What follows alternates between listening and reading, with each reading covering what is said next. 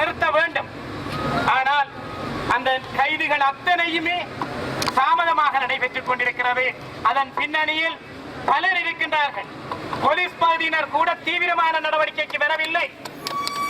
நீதிமன்ற உத்தரவை மீறி அவர் ஒரு பாஞ்சாலை கட்டுகின்ற இடத்திற்கு முனைந்து பாஞ்சாலை கட்டுவதற்காக ஒரு இந்து மதகுருவின் இடத்தில் நுழைந்த போது, அங்கே அமர்ந்திருந்த போது நீதிமன்ற உத்தரவு இருந்தது. அவரை அந்த பகுதிக்குள் வருவதற்கு தடை உத்தரவாக இருந்தது. அதையும் மீறி அவர் அமர்ந்திருந்த போதும் அவரை போலீஸ் பகுதியினர் கைது செய்யவில்லை. இந்த நாட்டிலே பௌத்தத்துக்கு ஒரு சட்டம், இந்து மதத்துக்கு ஒரு சட்டம் என்பதனை ஏற்றுக்கொள்ள முடியாது. இந்த நாடு பூர்வீக இந்த நாடு. அண்மையிலே வடமாகாண ஆளுநர் ரெஜினல் கூறி அவர்கள் தெளிவாக சொல்லி இருக்கிறார், இந்த நாட்டின் பூர்வீக மதம் இந்து மதம் என்பதனை ஒரு சிங்கள ஆளுநர் வடமாகாண ஆளுநர் சொல்லி இருக்கிறார். ஆகவே இந்த நாடு இந்து நாடு. இந்த நாட்டில் இருந்து கொண்டு இந்த பௌத்த மதகுருவானவர் இந்து மக்களையும் இந்து மதகுருமார்களின் இடங்களையும் இவ்வாறு அபகரிக்க முற்படுவதை ஒருபோதும் அனுமதிக்க மாட்டோம். தொல்பொருள் என்ற வகையிலே இந்த பகுதியிலே எங்களது மட்டக்களப்பு மாவட்டம் என்ன கிழக்கு மாகாணத்திலே முன்பு ராணுவம் குடியிருந்த பகுதிகளில் சில பொருட்கள் மறைமுகமாக கொண்டு வந்து தாக்கப்பட்டிருக்கிறது.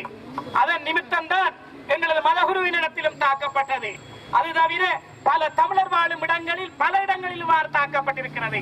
அதை மையமாக கொண்டு தொல்பொருள் என்ற வகையிலே வடக்கு கிழக்கு பகுதியில் எங்கள் தமிழ் மக்களின் வாழிடங்களை சுவீகரிக்க அரசாங்கம் ஒருபோதும் முற்படக்கூடாது.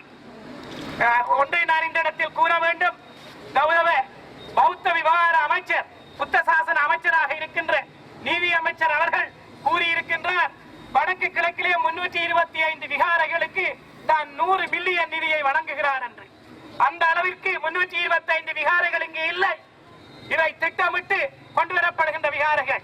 ஆகவே திட்டமிட்ட குடியேற்றம், திட்டமிட்ட மத புத்த பகவானின் விக்கிரக தாவிப்பு, திட்டமிட்ட வகையிலே அது புத்த விகாரைகளை தமிழர் வாழும் பூர்வீக நிலங்களில் ஏற்படுத்தி அதை அபிவிருத்தி செய்கின்ற நடவடிக்கைக்கு வன்மையான கண்டனத்தை இந்து மதகுருமார்களோடு இணைந்து நாங்களும் தெரிவிக்கின்றோம். இந்து குருமார்களின் இந்த கோரிக்கைக்கு மாண்புமிகு ஜனாதிபதி அவர்கள் விரைவான தீர்மானம் எடுத்து நடவடிக்கை எடுக்க வேண்டும் என்பதனையும் இந்த இடத்தில் தெரிவிக்கின்றோம்.